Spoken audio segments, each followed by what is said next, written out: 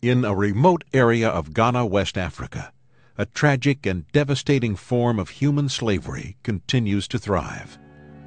When a sin or crime is committed within the village, the spiritual leader, called a fetish priest, demands that a price must be paid. That price is a virgin girl.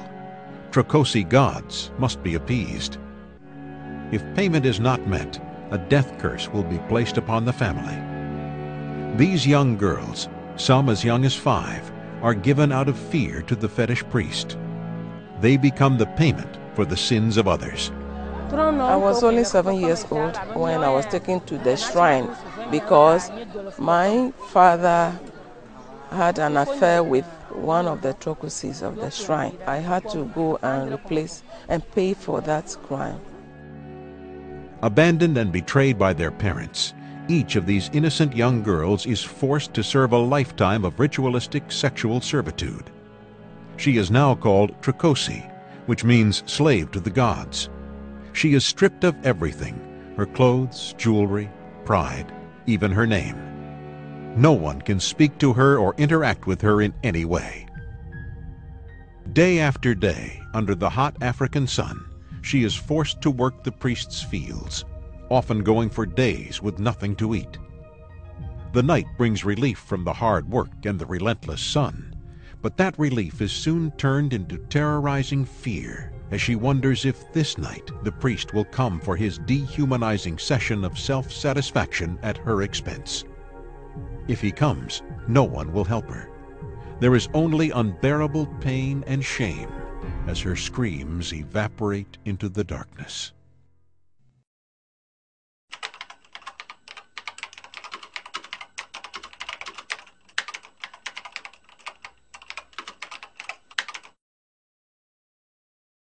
They had no choice. They had no future. They had no hope. Until Reverend Walter Pimpong and the courageous staff of the IN Network in Ghana decided to commit themselves to Trokosi Freedom.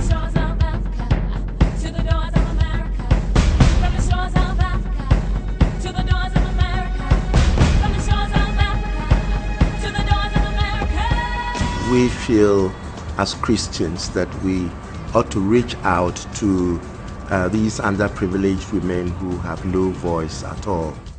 Trokosi Freedom was designed to bring spiritual and emotional freedom to the released slaves, along with hope for the future as they learn a trade at the IN Network Vocational Training Center and educate their children in a school setting. There is nothing compared to freedom. When I was in the shrine, I felt like a slave, but after the liberation, I felt free. I felt that I was a free woman.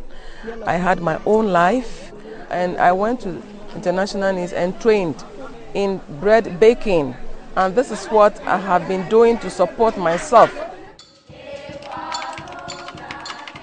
We need wells for some of the villages we visit. They do not have good drinking water. They drink from water holes that are being used by their animals. And then we also do have children waiting, about 300 children waiting to enter into this school. And we think that the Trokosi Freedom program will help us fulfill this. People all over the United States are joining hands to provide community development projects that bring wells, sanitation, churches, and schools to these villages. The education of 2 generations of children will ultimately break the power of the Trokosi system. 3,500 Trokosis have been freed to date, along with their 14,000 children. It's estimated that we may have 2,000 women and about 8,000 children in servitude at the moment. But we are aware of the fact that there are people who are still taking these women. The number isn't static. Hi, I'm Nicole C. Mullen, right here in the land of Ghana. I'm here with the Iron Network USA, and I've come to see their villages. I've been able to see that. I've seen the ex-slaves. I've seen those who are still priests, those who were priests. I've seen the chief of these villages. I've been able to touch and to hug the kids. The work that they do is very much needed. It's real. It is something that we, especially as believers, I think we are called to be a part of. Jesus said, he said, when you do it to the least of these, then you've done it unto me. And so here we've been able to do it as unto Jesus. We've been able to feed children, whether it's bread or candy, We've been able to see their faces. We've been able to see the students who are now getting an education, who without the Iron Network would not have a chance.